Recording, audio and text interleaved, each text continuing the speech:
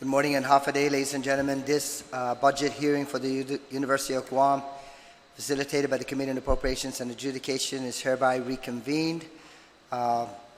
Before I proceed with the statements by the good speaker is in transit, so Mr. President, he should be joining us momentarily. I'd like to recognize Senator Mary Camacho Torres. Thank you very much, Senator, for joining us this morning. On behalf of Speaker Benjamin B.J.F. Cruz, I want to thank everyone for your presence here today.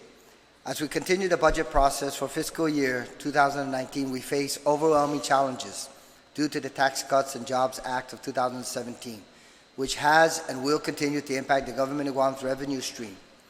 Given such austere times, the Speaker found it prudent that the Committee on Appropriations have a different tone and approach to the budget hearings.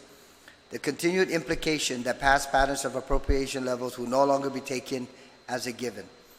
Prior to this hearing, the Speaker sent a letter to the University of Guam asking that you provide testimony. In prior fiscal years, the committee used an incremental budget approach and requested your agency to justify any additional funding above your existing funding level. For this fiscal year, the Speaker is engaging in a zero-based budgeting ZBB approach, which does not start with the prior fiscal year's funding level to justify next fiscal year's funding level. Rather, we take a deeper look into each agency's budgets from the ground up. Given the likelihood of decreased revenues from which to fund government services for our people, we must take a closer look at each and every agency of this government and not be bound to what we have always provided in the past. Some may have Googled ZBB, zero-based budgeting, and found that there is no true consensus in which zero-based budgeting is operationalized. I'll reiterate for the Speaker, as he wanted to clarify to everyone, that the zero-based budgeting approach the committee intends on taking is more of a shift in mindset, and as we continue this budget process, the public should be aware that what was provided for in the past is not what the committee will be solely basing decisions on for the future. The committee is doing everything it can to show the people of Guam that we are committing to a ground-up approach because the current fiscal environment calls for it. With that said, Mr. President, I know you've already taken your seat at the panel. I want to also recognize Vice Speaker Talai. Thank you very much, Madam Vice Speaker, for joining us this morning. Mr. President, if you can identify yourself for the record, those who have joined you, and then you can proceed with your testimony. Okay, good morning, Senator Uggan, Senator Terlahi, and Senator Torres. With me at the table is Board of Regents Chair Betty Gale and Member Alvin Chang, of course, Senior Vice President Anita Enriquez, who's going to have to leave in a few minutes to another issue, and Vice President Randy Wiegand. Buenas dan hafade, maneluhu, manainahu.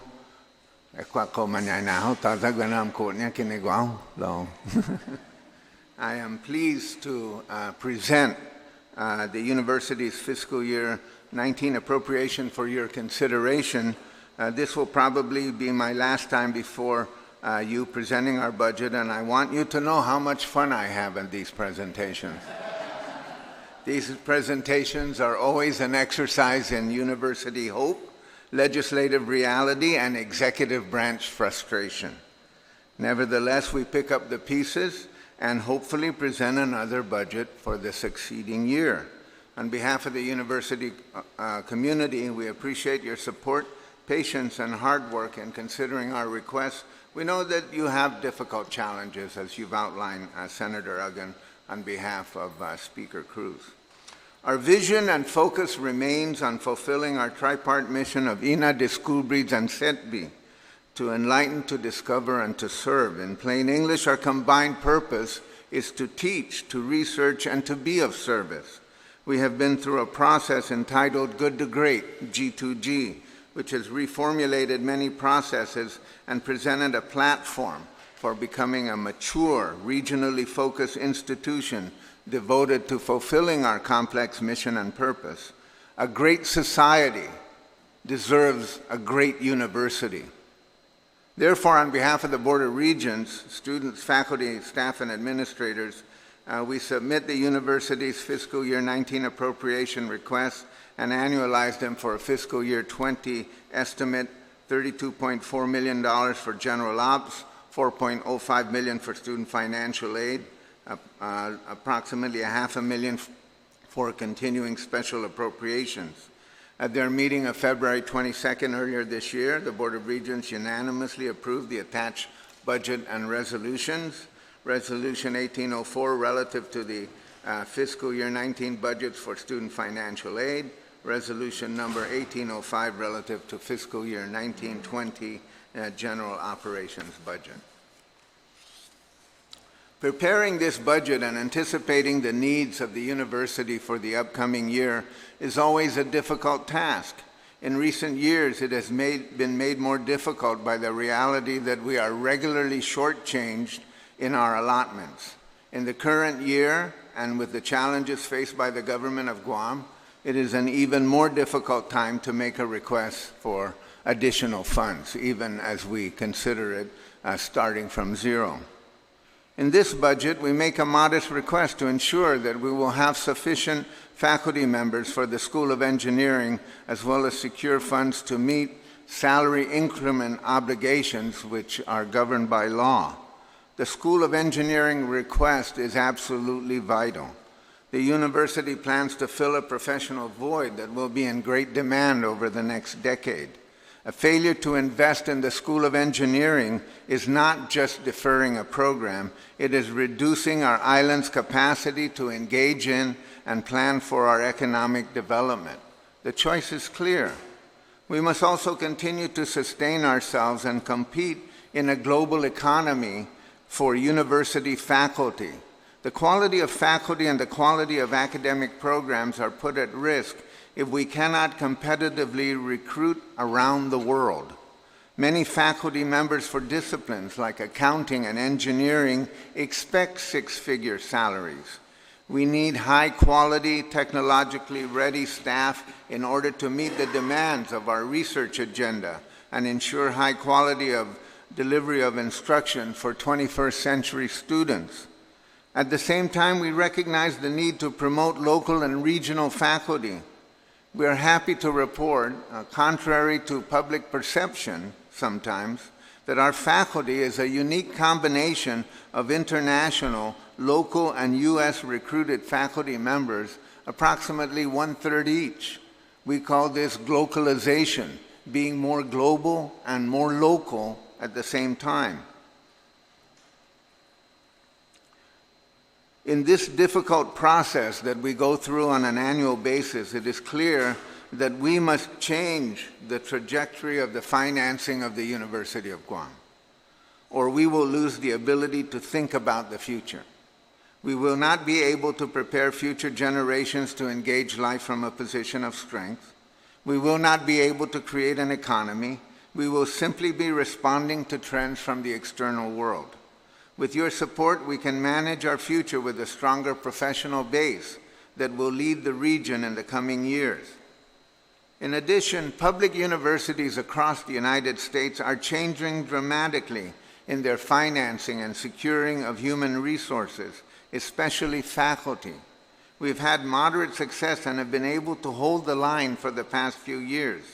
However, given the continual instability of our allotment schedule, this financial path is no longer sustainable. As the policy-making body of our island society, we ask you to consider 3 steps. First and foremost, please pass the budget, or as much of it that you can, that we are requesting. In 1994, the university's operating budget was $31.9 million. In 2001, it was $27.6 million. In 2008, it was $28.1 million. Last year, it was $30.4 million. The funding has been flat and disappointing for almost 25 years. In today's dollars, the 1994 appropriation would be $53.4 million. The budget we are submitting is fair, prudent, and I believe mindful of our current situation. It is important to understand that in addition to this flat budget in real dollars, the percentage of Government of Guam budgetary support for the university has consistently declined. Commonly referred to as the Maintenance of Effort, or MOE, The percentage is calculated based on the total UOG budget against Government of Guam revenues. In 1995, it was 5.88% and has steadily declined to 3.2% in 2018.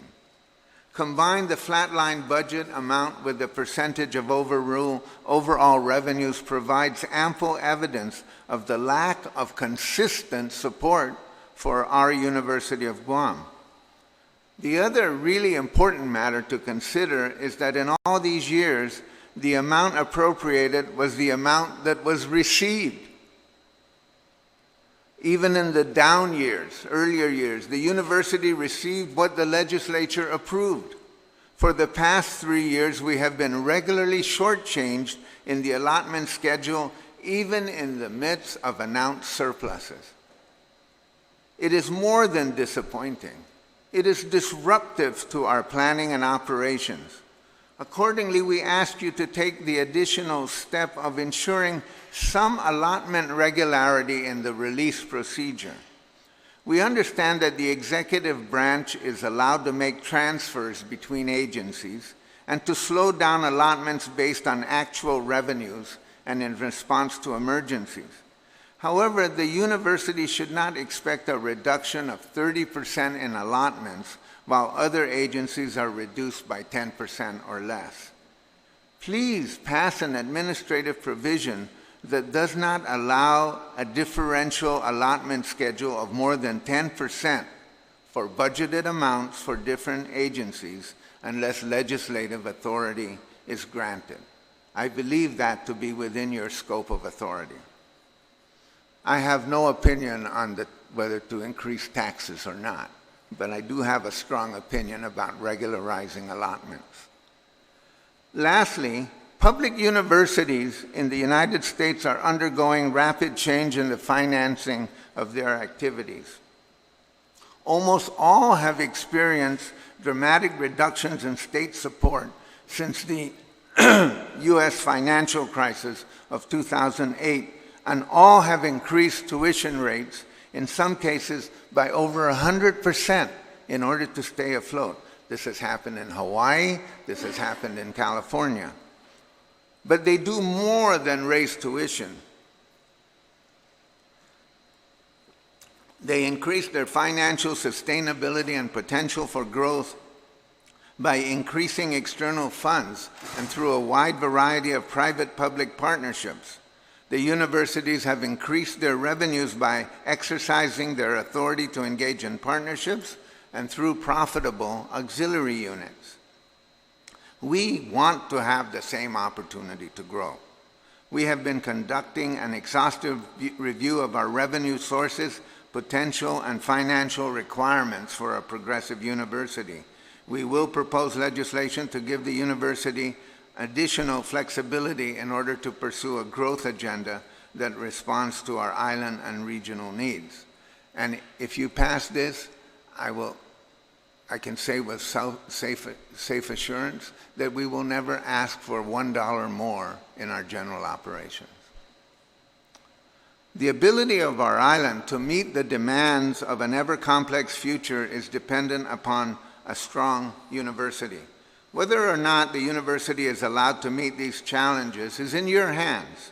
The University of Guam recognizes and thanks the members of the 34 na legislatura en Guam and the people of Guam for their past and continuing support of our island's land-grant university and students.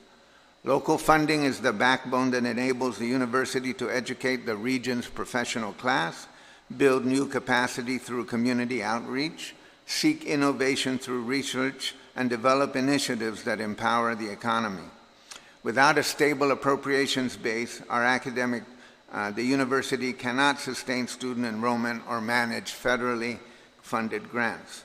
Our academic quality is evidenced by primary accreditation for another 8 years by WASC and by secondary accreditation for almost all our professional schools.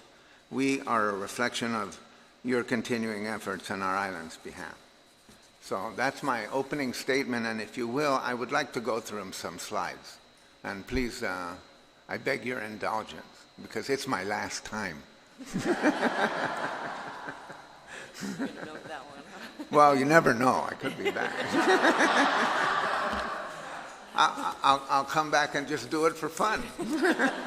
Okay, first slide. Okay.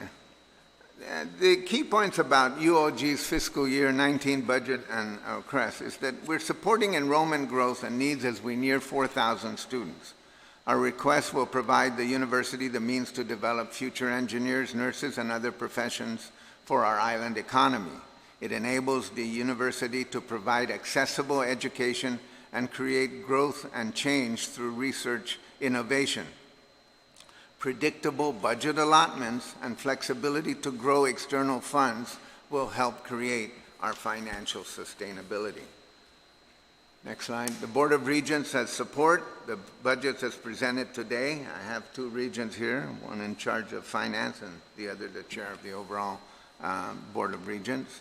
The regents participate in the planning sessions on strategic initiatives, long-term financial plans, and budget assumption. The board reviews and oversees all university budgets and are adopted by resolution. The board reviews financial performance regularly. The board respectfully requests the legislature fully funds the university's requests. In the past year, next slide.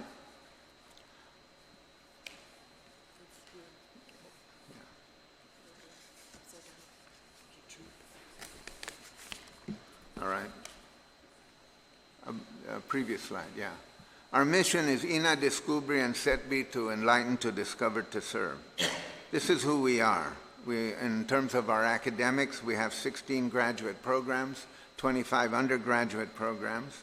Our research centers and programs include the Water Environmental Research Institute, rated number 8 out of 56 in the U.S. The Marine Lab, always thought of as a world-class facility, the Western Pacific Tropical Research Center, the Micronesian Area Research Center, and most recently, Guam EPSCoR, which is a $7 million grant, which has the potential in a year and a half to go to a $20 million grant. But that needs a lot of work and support across the board. Our service outreach includes the Cooperative Extension Service as part of our land grant mission, the Center for Island Sustainability, a new unit created in the past few years, CEDARS, which is our all-time champion of securing federal funds, the Procurement Technical Assistance Center, and Pacific Small Business Development Center, which provides basis to help help small businesses get initiated and help contractors deal with federal regulations. Last year, we conferred 585 degrees. We received national recognition for various programs. We launched our Triton Go app to include Triton privileges. We're now up to 3,000 users. We enhanced regional, national, and international partnerships. We have MOUs with a number of regional organizations as well as universities. We've experienced pretty significant growth in research and service opportunities. We've obtained low-risk oddity status for fiscal years 15, 16, and 17. We had the groundbreaking for the engineering annex and the Guam Cultural Repository. And the pre-application for the Triton Engagement Center and the new Fine Arts Building have been approved. Our enrollment, and that's a snapshot of our students. We have three, this was as of 2017, Fanutsanan. We're the only university in the world in the tropics that uses Fanutsanan and Fanyomnakan, rainy and dry. So for Fanutsanan, we have there a description of our student body, 58% female, 42% male. This generally parallels national trends. We have a growing number of new freshmen, but still we have challenges in this environment. Enrollment has been relatively flat for about a year. The next slide is the enrollment and credit hours. This is actually the revenue generating side of the house. No matter how many students you have, you want to know how many are actually generating credit hours, which is tied to tuition. And you can see that we started in 2004, let's use 2004 as the baseline, as below 3,000. And now we're up to almost 4,000, but the credit hour production has really grown steadily. That provides a strong revenue base for us. Next slide. Our graduation growth is similar. The university is, for accreditation and for federal funds, is assessed by how many graduates you have within 6 years of initial enrollment. So since we're an open admissions university, the challenges faced by open admissions university are sometimes that you have a 20% graduation rate. Sometimes you have, we've been hovering about 25, but in the past couple of years, we've now steadily grown up to 30%. And that's done by a combination of initiatives with freshmen, incoming students, working with advanced placement, working with students while they're still in high school. So the number of graduates has continually increased. This year we had a little dip, but that's reflective again of the student body becoming flat. The university challenges. Our audits reflect a 6.8 million and 3.4 million decrease in net loss for fiscal year 16 and 17. This is primarily due to the allotment shortages and, some accounting responsibilities that we've had to accept through GASB, through accepting the retirement fund liability into our books. But financial sustainability, if this continues, can be questioned by the accreditors.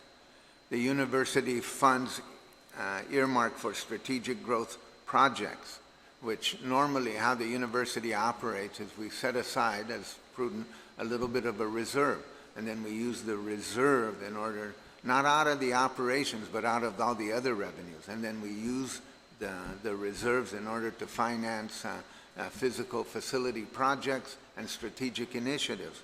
But when the operational funds get shortchanged through the allotment, we have to shift that money into regular operations.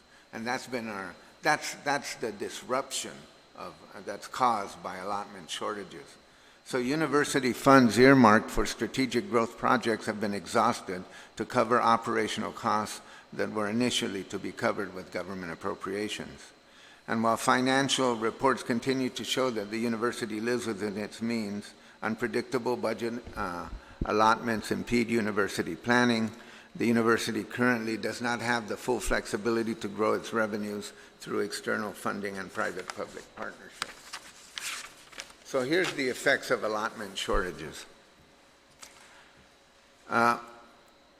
The total general fund appropriation was we were informed that we were going to be reduced by 9% at the beginning of the fiscal year. Then an additional 15% is projected to be owed by the end of this fiscal year. UOG projects, unless the allotment schedule changes, to receive only $26.3 million of its general fund operations, a total of $5.5 million reduction instead of $3.3 million, a 17% shortfall from the adjusted appropriation. I noticed, Mr. Speaker, that you complimented the judiciary for their willingness to accept a 10%. And here we are, we're actually going to be experiencing much more. This delay delays projects and hiring. It disrupts planning, and most significantly, it guts out our infrastructure because we use the reserves and other revenues in order to provide the basis for purchase and for maintaining our facilities. In terms of university borrowing, the endowment fund has borrowed $21.7 million for USDA to pay for the new Student Services Center and the engineering annex. We're working on a planned borrowing of approximately $40 million to do a planned Triton Engagement Center to knock down all the houses over at Dean Circle and build a 3-story facility on the edge overlooking the ocean, and a new fine arts building. The existing loan, the first loan, the 21.7, is being paid by a commitment from the legislature. The new loan will be funded by an approximate revenue stream of $2 million, which is currently used to pay off bonds for the Humanities and Social Sciences building and the English Communication building, which will mature later on this year. So this will give us an additional $2 million to fund the other buildings. Our fiscal year appropriations request, $32.4 million for general ops, $4.5 million, which is an increase of approximately $500,000 for student financial aid program, and generally flat for the appropriations for Weary and the hatchery. The general operations request, basically personnel meets enrollment demand and expected increments. We have people, we have to pay them increments. Contracts, basically, $100,000 increase for software maintenance costs, network connectivity, supplies, equipment, miscellaneous, a modest, I think that's $20,000 increase. Utilities, we don't, even though the number of buildings and demands continues to increase our needs for utilities and contractual services, we think that we expect that through cost-saving initiatives, we'll be able to survive with that. Capital outlay is in order to work about $780,000 to prevent deferred maintenance. And then, of course, the UOG, RCUOG, which you had a great deal in creating, we anticipated that at the end of fiscal year 2019, they will be totally off the appropriations. We still put it in here at $100,000, but actually we think we're going to be ahead of schedule, and that might not be necessary in the new budget. So we're very happy about the turn of events with the creation of the Research Corporation. Our revenues are from, of course, the appropriation for general operations, student net revenue, and the student net revenue is what is available for use after, although the total is $22 million, between $22 and $24 million. So that tuition net revenue is the amount that goes up and down depending on how many students enroll in classes. Federal matching funds, other revenues, about $400,000. And so you see our total operational revenue picture. Next slide. Here's the budget realities. The university, I know you don't like the term increases since we're supposed to be doing zero base, but the university included increases for the following items: employee increments, new positions for the School of Engineering, and additional facilities costs to address the planned new buildings. We believe these requests are fully defensible and represent obligations that should be recognized by the legislature. However, we are fully aware of the constraints the legislature is under, and we are expecting to have a flat appropriation as we normally do. And we have concluded as a result of that we need to find alternative sources to fund future revenue growth. And we engage in some of those now, but here's a good example. This is a budget promise that we're willing to make on both sides. If you make the promise on your side, we'll make this promise on our side. So if you're willing to guarantee the funds as passed, and then we will generate additional revenue through external funds. Just point out that external funds have grown by 35% over the past 10 years. If we had the ability to engage in more, or if we had gotten all of our money, every dollar we get, we're able to turn over another dollar. So if we had gotten more money, we've gotten the full allotment, if we got an additional $5 million, we would have got another $5 million. That's the way that we see this. And then if we had an opportunity to engage in private-public partnerships, admittedly with legislative review, but some kind of expedited process, then we'd be able to build more buildings and engage in more profitable activities. So if you just look at that, if you guarantee the funds that we're going to get, then we'll guarantee you that we won't ask for more. That's the general bargain that we're trying to put on the table. And so the way that we envision this is that we ask an administrative provision be put in the budget law, which basically says that the governor, the executive branch, is in charge of cash management. So they have to manage the cash to whatever data they have and whatever projections they're working with, and the revenue they actually collect. But the governor is allowed to transfer money. But in addition to that, you don't want to declare winners and losers amongst the agencies. So we're asking for an administrative provision that says no agency will be any more than 10% less than another agency, so that we're in the ball game. But if everyone's being cut 10%, then we'll say, okay, another 10% maybe we can live with, but another 20% we can't. It's just totally disruptive. So the only way to get out of that is to have some kind of a legislative provision. We point out that in the enabling law creating the University of Guam, in the so-called charter of UOG, it says UOG will be given money on a quarterly basis, and it will be divided into 4 basic elements. And so there you have it. But of course, nobody follows that law because there's always language that supersedes that, notwithstanding any other provision kind of stuff. The difference that I face in discussing the financial issues of the University of Guam with other universities is that in other universities, when the legislature passes a budget, they're provided an allotment schedule, and then that allotment schedule is adhered to.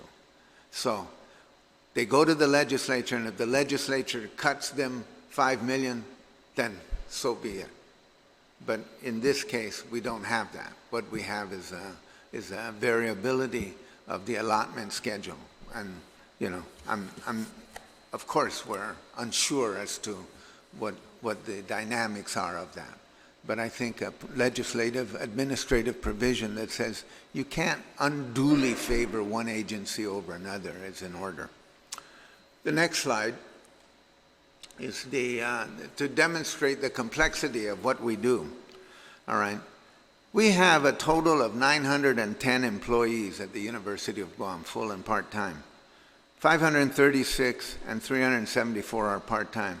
The government of Guam appropriation funds approximately 50% of these employees. The rest are funded through other means. So, again, that's to again explain the complexity of how the university works. The university is, you have auxiliary units. The auxiliary units are, the people who work in the auxiliary units are paid for by the resources that auxiliary unit obtains. I guess the easiest one to explain is the athletic director and the UOG Calvo Fieldhouse, which has to be self-sustaining. And so we try to figure out how do you make that self-sustaining, and then people want to say, well, why don't you just give us the field house for free or give it to us for a 50% discount? The legislature pays for it. No, it doesn't. This is the phenomena of how we've been able to manage that in an efficient way. But you see in this context how the University of Guam and this employee profile is going to become more complex as more demands are expected of the university. Next slide. The Research Corporation, University of Guam. This is the trajectory. It's on the trajectory to be self-sufficient at the end of fiscal year 2018. So you see the number of grant-funded employees and the number of grants that it's obtaining and the processing, and so that facilitates that. So this is one of the great initiatives, and I want to thank the legislature for seeing fit to do this. This is one of the great initiatives that the university has had. So when you get the grants and contracts from external sources and you're able to process them quickly through a research corporation, as is done in many universities, it actually begets more money. It actually, facilitates more money. So more people want to work on grants and contracts, because under the old system, you're kind of like, you might get a grant for a year, and then it's 6 months before you're able to hire anybody, 7 months before you buy anything, then your year's up, then you ask for an extension, and then it doesn't look good. But this really has made a difference for us. The value of UOG. Well, most of the time we think of the value of the university in terms of the individual. What is the value of that institution and of a college degree? But I want, and I've said this, over and over. I think all the people behind me, I've heard that over and over. But the value of the university is beyond that. It's beyond just being a place where people get degrees and are trained professionals for a professional workforce. If we think that that's what the university's primary role is, we kind of miss the understanding of trying to understand what it can contribute. So the University of Guam's research and service activities to Guam and the region, very significant. The value of the University of Guam as an agent of change, and as an agent of conservation. You got to know what you want to hold on and what you want to change, and to have that freedom to have those conversations and to provide evidence-based discussions. They don't always work out, they're not always perfect, but at least that's a trusted venue for that. And that's really important, and I think a very sacred part for the university. And the value of the University of Guam as part of societal self-sufficiency and economic growth. It's an economic engine on its own, but it is underutilized. It's underutilized and underestimated by government of Guam economic planners and the private sector in general. They don't quite understand how the University of Guam can contribute to economic growth. The value of higher education, maybe I'm preaching to the choir because you all look well educated, and I know some of you went to the University of Guam, and Viva UOG, but the value of higher education, here's what happens. There is an opportunity to partner with other sectors to create solutions for current challenges and usher Guam into a knowledge economy by developing our intellectual capacity. The university cultivates critical thinking and creativity and curiosity. We call that the 3 C's. These help professionals adapt to changing environments. For most professional programs, the technical skills that you have are obsolete within 6 months to a year of graduation. I don't care where you go. They're almost obsolete almost immediately because things change so fast. So what does a university education provide over and above learning technical skills? Well, critical thinking, creativity, and curiosity. The capacity to be adaptive. Technology continues to change and shape our workforce. Robotics will soon make low-skilled jobs very difficult to obtain. A college diploma will be necessary in order for people to compete for jobs. And economic viability, this is really understated, can happen with a strong university. Economic viability for Guam can happen only with a strong university. Here's the general impact on earnings. This is a survey that basically says that college graduates will earn a mean of $1 million more in their lifetime than high school graduates. And that continues to be the case today, even though there's economic ups and downs, the vicissitudes, and some college graduates are getting a difficult time employed, but still basically that's the reality. Next slide. More importantly, for our purposes, college graduates pay taxes.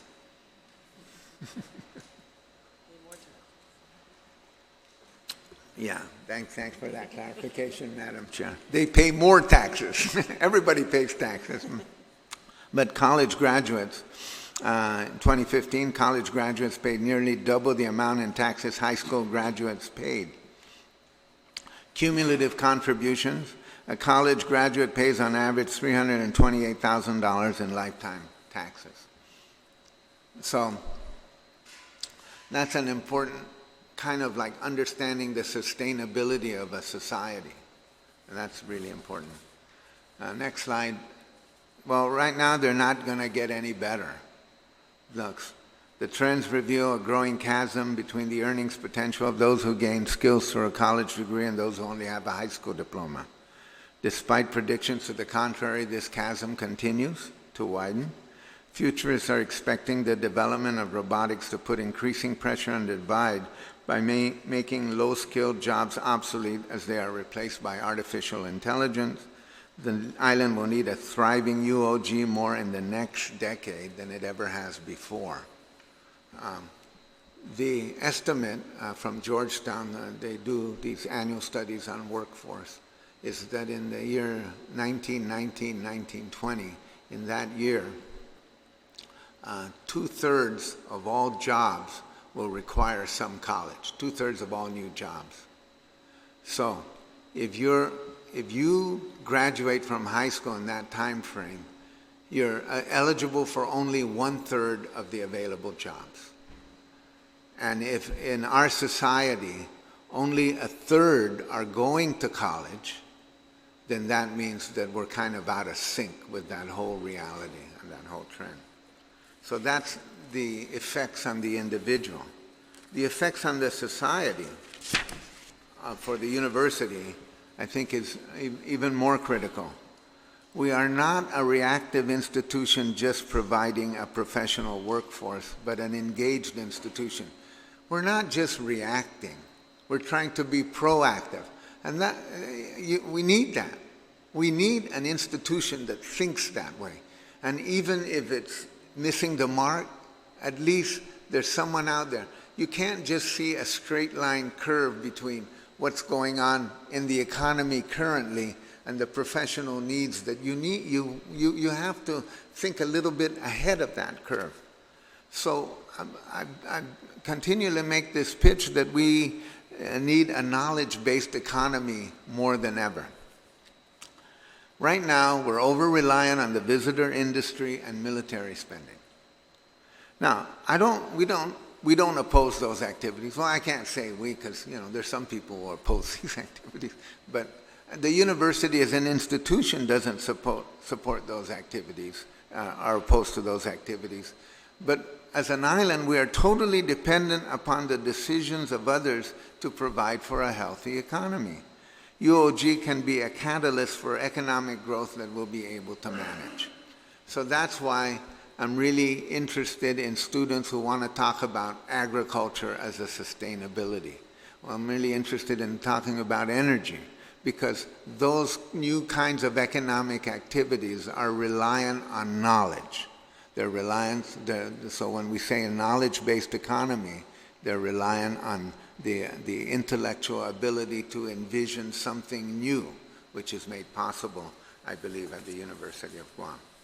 So our proposal to increase financial sustainability is the university seeking legislative support to enter into partnerships that will essentially boost university revenues outside of government funding and tuition. There's an opportunity to expand our international programs and the hatchery, and that's just beset with, I won't get into the politics of the Chamorro Land Trust, but there's a connection there, and it's just beset with bureaucratic issues that nobody wants to move on. So by now, we could be making $1 million a year out of the hatchery. But we can't seem to get off the dime because of land issues And even though the hatchery predated the implement of the Chamorro Land Trust, the hatchery was given by the Department of Commerce to the University of Guam as a whole. A few years later, the Chamorro Land Trust was created and lopped off part of that. But that wasn't the original understanding.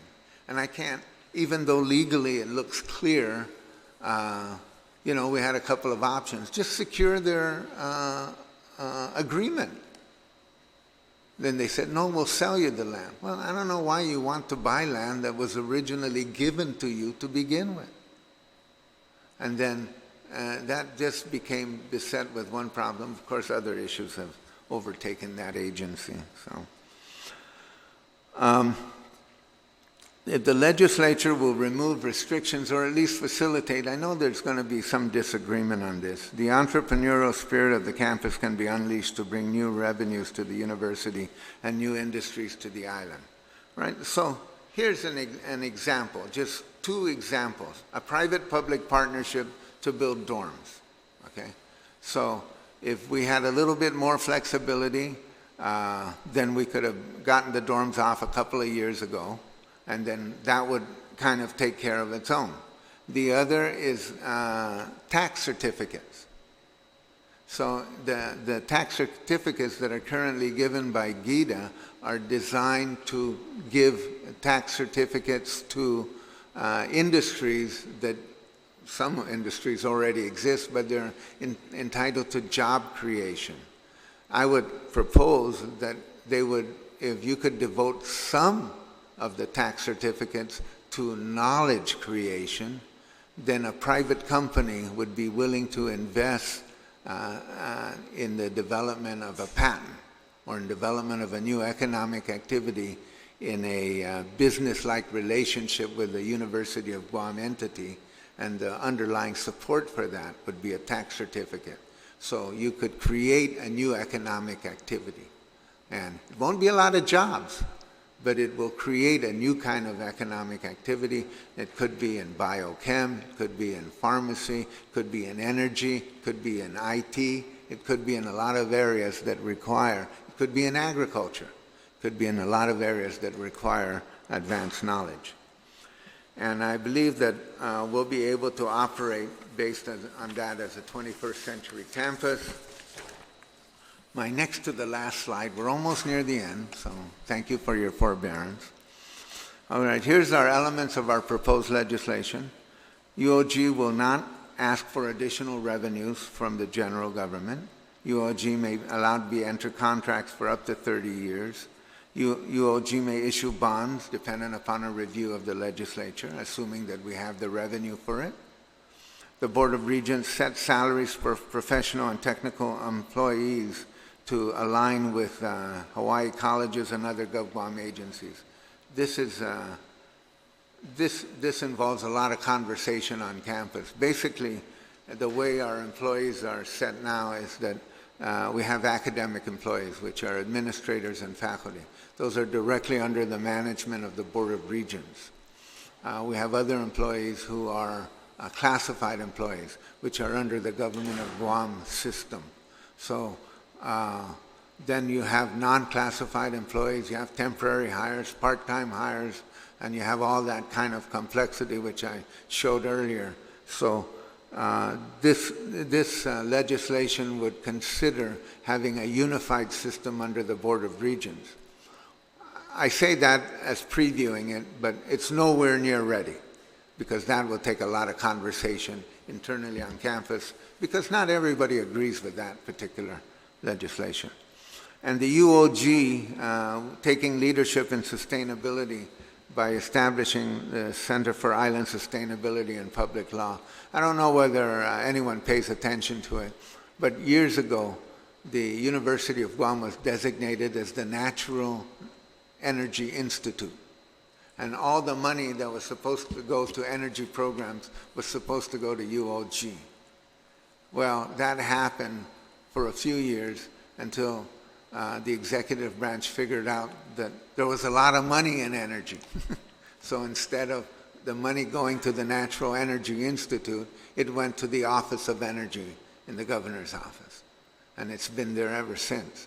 So instead of continuing that Natural Energy Institute, which is basically lifeless, we're going to propose that we establish the Center for Island Sustainability, not with funding, but just to recognize the essential importance of CIS, I think, in the future of the island and the region. Lastly, the university needs to be understood as an economic engine and enabler, as well as preserver of culture and advancement of intellectual development. To become a great UOG, I again make the case that stable and predictable allotments for base operations is necessary, and we ask for the flexibility to grow external funds. The university is a great investment. Every dollar you give us turns into another dollar, and we ask the continuing commitment of the people of Guam to ensure growth for the entire community. And lastly, the university has proven to be good stewards of the funding provided to us and has grown because of it. We want to thank the Guam legislature and the people of Guam for supporting these accomplishments. The complexity of what the university does. We have over 100 different grants and contracts. We have far more complexity in our portfolio of activities than any 5 or 6 agencies you can combine in the government of Guam. We have that level of complexity. So for us to be able to manage that and profit from that and get clean audits is, is not an easy task. So this team that we have at the university, which has grown over the years, has made all of this possible. And so we just continue to ask for your support, and I appreciate the time that you've given to me. Thank you very much. Thank you very much, President Underwood. I'm sure I'll be the first today to extend our disappointment that you're going to be leaving the university, because at least for me, I appreciate and commend the vision that you had of what you wanted to do with the university. But more importantly, I'm really amazed at the execution of that vision. And I appreciate that. And it's going to be sorely missed at the university. And so I want to thank you for your 10 years of service to the university. Well, thank you, Mr. Speaker. But if you agree to stay on, I'll stay on. I couldn't resist that. You may have a challenge there.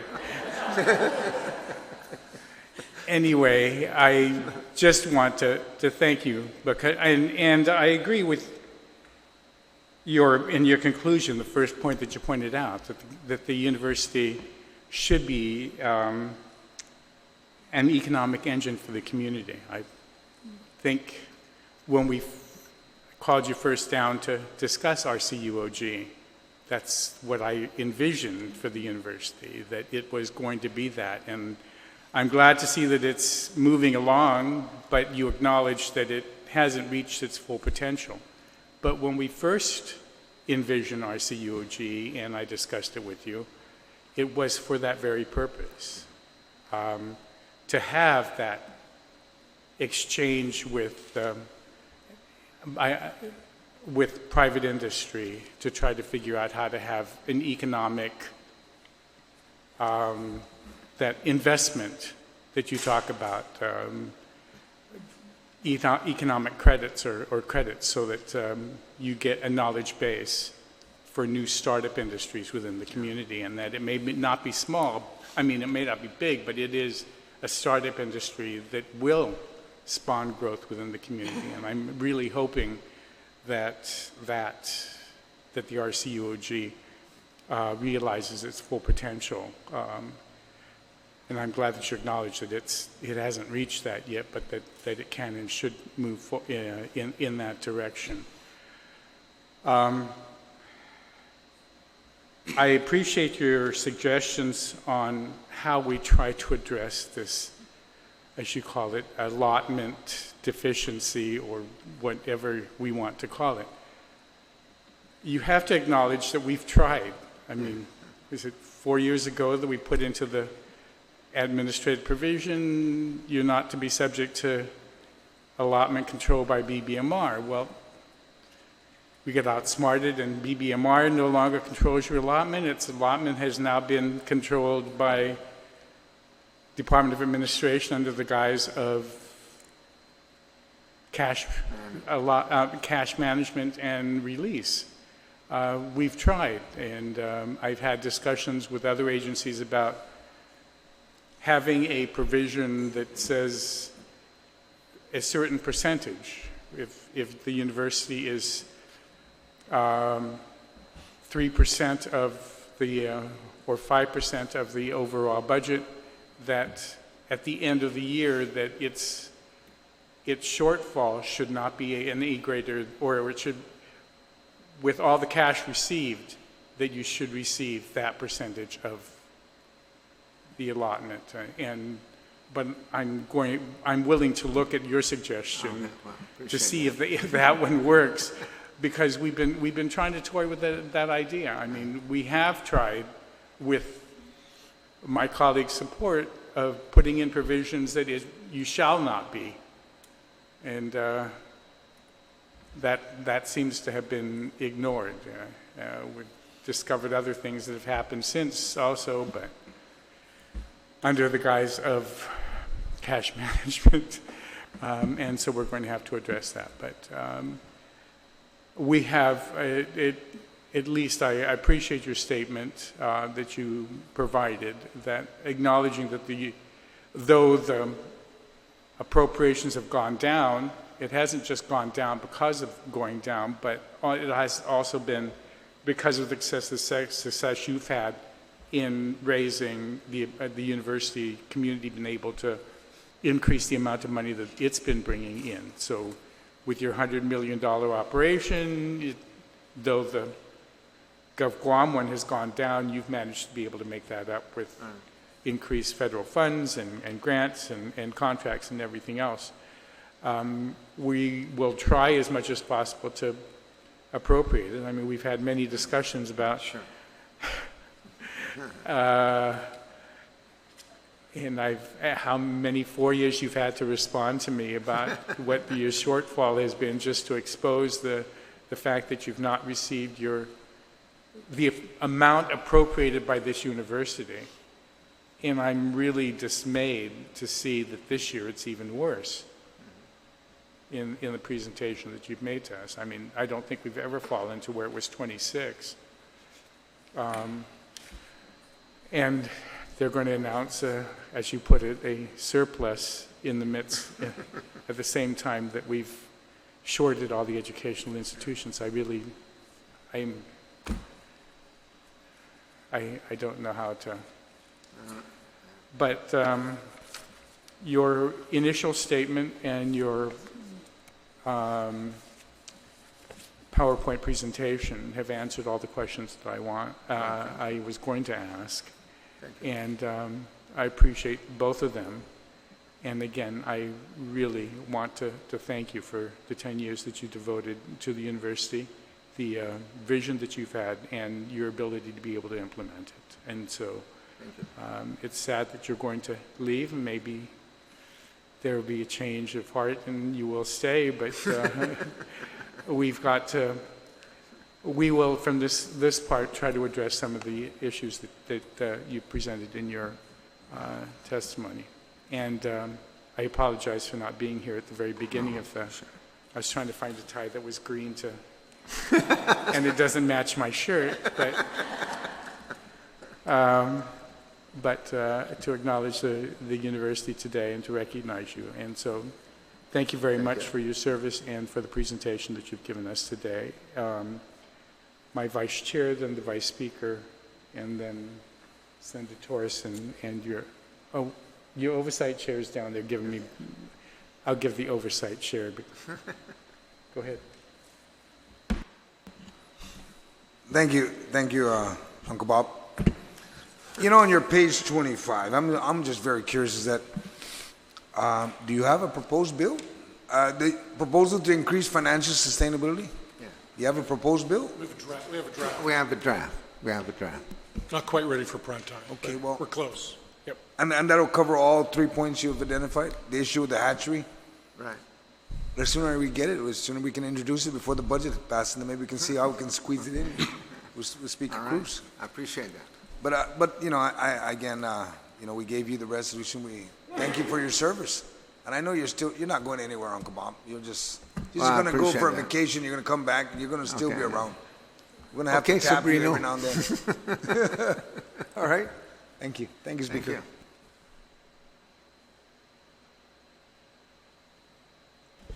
Well, I want to thank you also for your service to the university. It's really been commendable, and the vision, of course, is, I agree with the speaker. It's pretty impressive how you are able to implement what you decide, and the Board of Regents has been very, very good about supporting, I think, and reviewing all of those plans. I did have a couple questions. When you talked about yeah, first of all, it was confusing because you're talking about legislation, but we've not seen it at all. So Yeah. We're not clear what Of exactly course, it is of you're course. proposing. Okay, but we will look at it. We're going to and- propose it. All right. And then, but We wanted the door to be open. all right. And I acknowledge, you know, your challenges, and that is particularly the allotment, I think, issue. I agree, it's disruptive, and if that could be addressed, we'll try again. I believe, you know, sometimes we say we're not doing that much for University of Guam, or it sounds like that a little bit, but I actually think that the legislature has done a lot for the university, and I'm new here, so it's not me. But then before, I thought they were very generous in transferring land out of the government of Guam inventory so that the University of Guam or the foundation could use it for borrowing, and allowing the establishment of that research corporation, which pretty much allows the university to have an arm that bypasses regular procurement law and many other things. And we are hoping, yeah, I was noticing that, if I'm reading the graph right, the RCUOJ is paying more for employees than it is bringing in. Is that what that graph is showing? No. It graphs. Which page? Okay, so yeah, I don't know the page either. Page 18.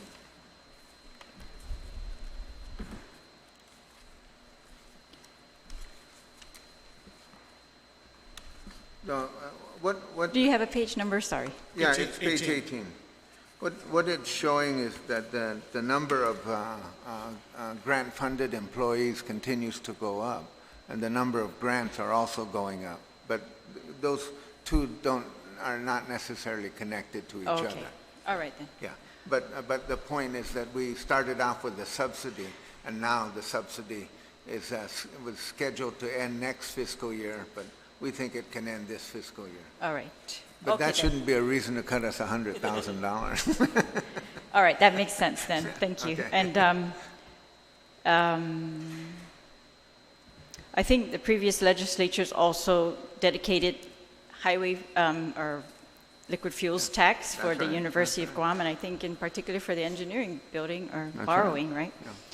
And I wanted to know, you said in your presentation that you are requesting for funding for the School of Engineering, but I can't find except for a $28,000. Those are for costs, but what is No, it that? what we're requesting for is that in the personnel, we're allowed to hire. Okay, But that's basic. So and where is that?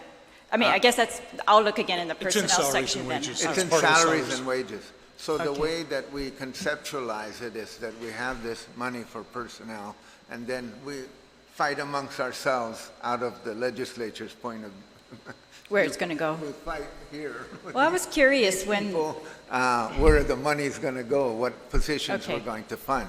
So, but we're announcing that as a priority of the School well, of Engineering. when the Board of Trustees approved the expansion with the School of Engineering, how did it intend to fund that? Through this. Through legislative appropriation? The positions, yes. The positions are going to be funded because that's the legislative appropriation funds that. Then we secure external funds for the building, and now we're actively securing private donations to support the 4 labs that are necessary. So that's how the whole thing kind of comes together. So that was the plan from the Board of Trustees, was to look for legislative funding, but you've already approved everything, the building and all of it, right? Yes. So in another way of looking at it, Senator, is that let's say we didn't get all the money for the local appropriation, and we anticipated that we want to hire 2 faculty members for the School of Engineering. In the upcoming year, we may decide that we're only going to hire 1, and then we'll backfill it with part-timers, since we already have 2 on faculty now. See, so that's just part of the academic planning process. If things go well, we'll hire another 2. If things don't go as well, we'll hire 1. And then we'll backfill it with part-timers. Well, and the first thing we wanted to do is to get the building. We didn't want to ask for money for professors if we don't have the building. We wanted to get that going first. But the plan was always that eventually we would need money to support the faculty. All right, and there was, so, let me just, so the increases that show on the summary, the Budget Digest summary are, it's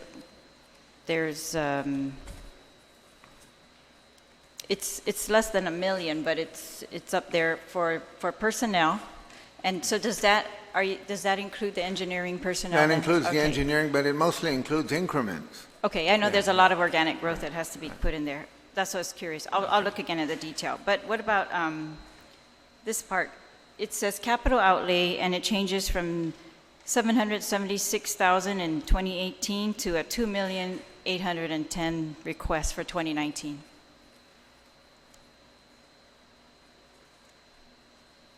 I'm looking at the budget summary, capital outlay. Just one second.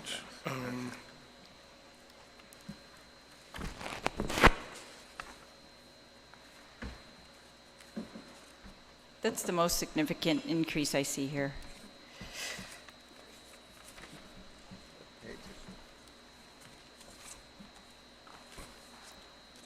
You're looking off the budget, Budget not Digest? the PowerPoint. Pardon? You're looking off the budget digest. Yes, correct. Which The Budget page? Digest, Which page? budget summary, page BD1.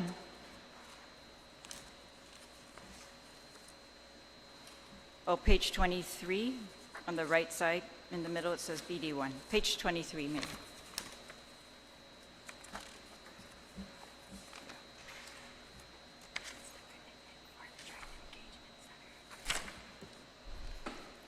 Oh, yeah, I'm sorry. Yeah, that's the 2 million is the bond. We're already receiving, that's not additional revenue. That's funds that we're already receiving. So that's matched with the 2 million bond. We have 2 million a year in bond payments that we're making, and that goes away in November. And so these funds will then be applied to the new Triton Engagement Center and the Fine Arts Building in the future. So that's just transitioning the 2 million from one line item to another, but that's not additional. The $2 million that we're paying for now supports the 2 buildings when you come on campus, the humanities and the English building. So that matures at the end of the year. So then we're going to use that $2 million now to fund the new buildings. All right, if you can maybe just show that to me later. It doesn't show anywhere else in the 2018 authorization under this budget, but this budget summary. But okay, then just one more general question. Under the scholarships, financial aid programs, there's a decrease, and I'm just curious what that reflects. It looks like it's in miscellaneous from 4.9 million to 3.9 million. Is miscellaneous where the actual scholarship money is allocated? I'm looking again at page 25. You see miscellaneous, under operations, it goes from 4.9 to 3.9? The issue that we've had is that when scholarships were transferred to the university control several years ago, there was a balance that came, and so every year we would have an incoming balance that we would be able to apply for that year, so that we'd get some money from the legislature, we'd get some money from collections, and then we'd take some money from that prior balance to make up that list. And now we've exhausted the prior balance, so now we're just living on the amount we get from the legislature and the amount we get from collections. So that's what's driving the cost down. Okay, so how does that affect actual scholarships? Does it? No, it all goes not to at all? scholarships. The Does money not. all goes to scholarships.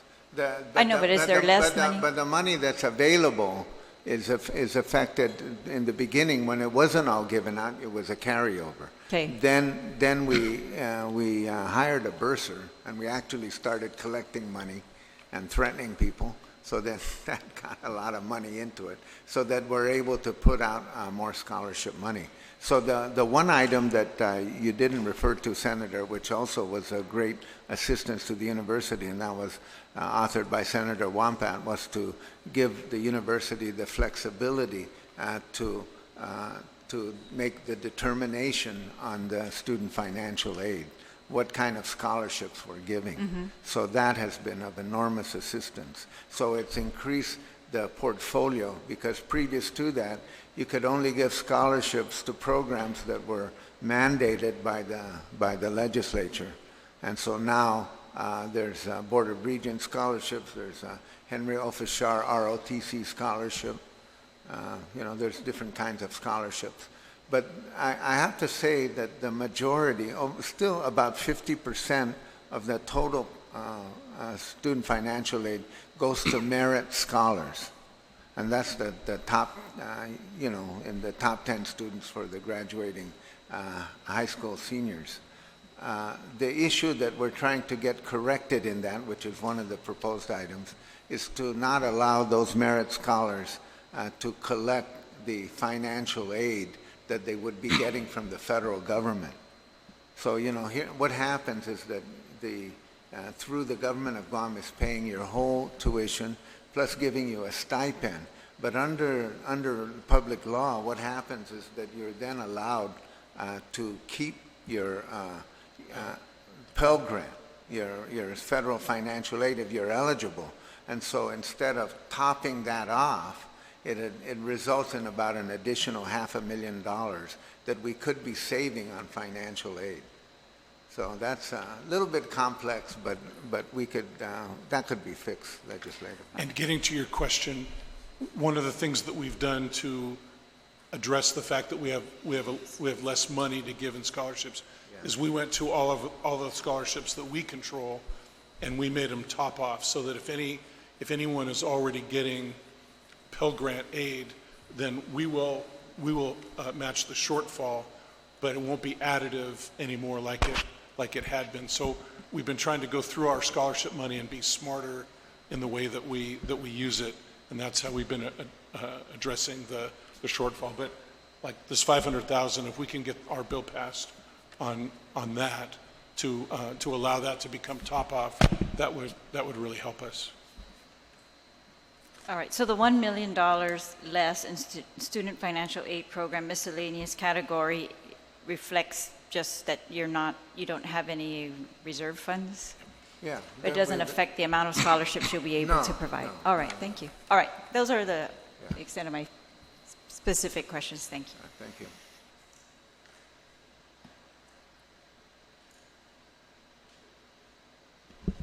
President Underwood, I just want to acknowledge that I've thoroughly enjoyed participating at the university in your presidential lecture series, thank you. and the various book launches and guest speakers that you've hosted, and also the value of the university personnel in the environmental seminars that I've attended, and I just want to congratulate you and also thank you for that. I appreciate very much you highlighting the value of UOG as a for their societal self-sufficiency and economic growth that they can spur. And it's true that in order to make money, you have to spend money. And so we definitely will support you in your efforts to change the trajectory of the financing of the university. I think that's something that oftentimes when we're in austere measures, we take for granted the investment value of a good dollar. But in that regard, I have some regrets that I didn't have the foresight to engage the university when I introduced and helped pass legislation to conduct a feasibility study for a multi-purpose community stadium that would have some economic benefit to Guam and mostly a societal value. But maybe that's something that we can do. And sadly, that project, not only did we authorize a feasibility study, but I funded it out of my office budget. So it would have been, just should have known better. Should have talked to you. I didn't. Maybe. We have a big area behind the field. I wasn't looking beyond I wasn't looking beyond the nose of Guam agencies, unfortunately. But I certainly will support the efforts with legislation to help give the university some flexibility and less restrictions in being able to pursue some financial options. But in your presentation, you mentioned an increased amount of money for the energy costs of 2 new buildings. Would this be the engineering building and the student services center? Okay, so those are destined to be completed in the next fiscal year? The engineering annex is going to be done, it looks like it's going to be late 2019, and the student center will be 2020. Okay. I had no further questions. I just wanted to comment and express my remorse, and maybe there's a way that I can. Well, thank you for that. And, we've had a really great run with the presidential lecture series. And I think we were up to 34. And just as a kind of, how we arrive at that is a very interesting process. So we've had, Spud Webb, and we've had, it's kind of an amazing kind of group of people who are athletes, who are activists, who are all different kinds of people. But I would say that the one that actually has created a lot of benefit for the university was when we had the Czech ambassador from the U.S. Speak here earlier this year. Because of him, we now have access to a herbarium in the Czech Republic at the National Museum there. And so when we went to Prague to kind of sort it out, and we brought a scientist, Dr.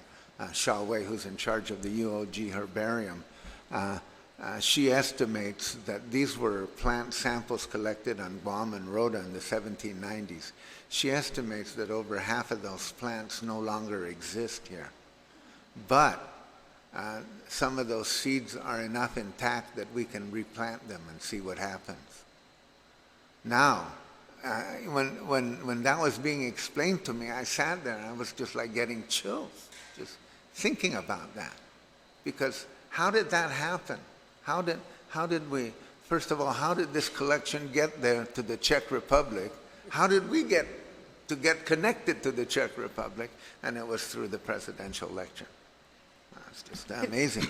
And it's been a very good way for those in the community who are not in the academic realm presently to still stay engaged. And it's been a very good experience. And I just want to thank you for always opening it up to the public free of charge.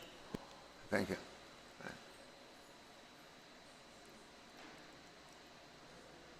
I'm sorry, can you just clarify? Maybe I'm just not familiar with these things.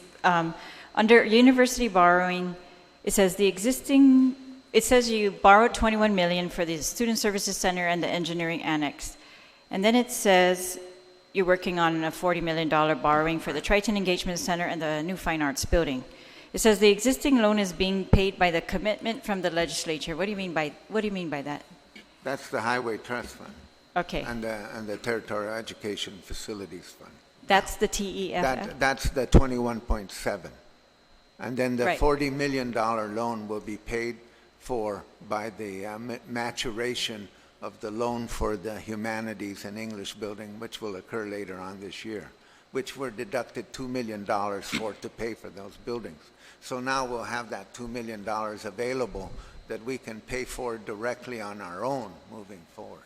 All right, so that stream of revenue is That's right. on your own? That's Okay. on our own. That's So what I wanted to clarify. So that's the great part about it. Assuming that we can work all that out, then we won't have to go back and we won't have to hear about how a UOG building is keeping a road from being built somewhere. Yes. So the commitment from the legislature part is TEFF? Right. All right, okay, Yeah, thank you very much. That's well, it used to be the Highway Trust Fund, so, we got tired of being somebody's whipping boy here in the legislature. We're sharing that same whiplash. Thank you. Again, as Senator Camacho Torres was saying, she was trying to express her remorse that you're going to be leaving, and we all joined her in that. I think that's what it was. I want to give him the money to complete the study. Anyway, thank you again very much for your 10 years of service as the president, and 2 decades as a professor and administrator at the university.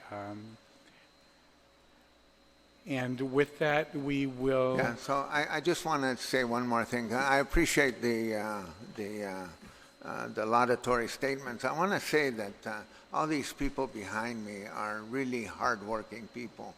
And, sometimes it's like they're not fully appreciated.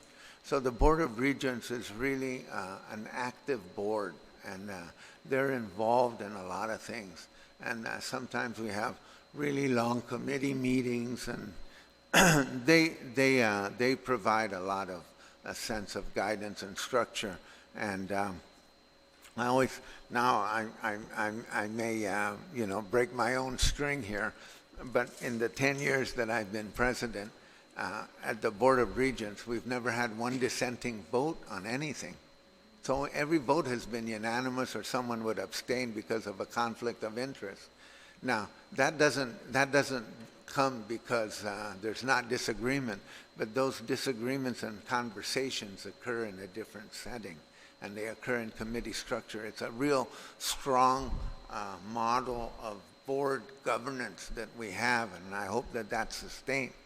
But the hard work that goes on at the university is, it's easy to think of an idea. It's really hard to implement them sometimes. But if it wasn't for the staff that we have, and the deans and the faculties and all the people involved, none of this would have happened. So, they're really a good crew. Appreciate Thank you. it. We Thank commend you so all much. of them, and you especially. All right. And Viva with- UOG. Viva UOG. And with that, this budget hearing will recess until this afternoon at 1:30, when we will meet with the Guam Community College.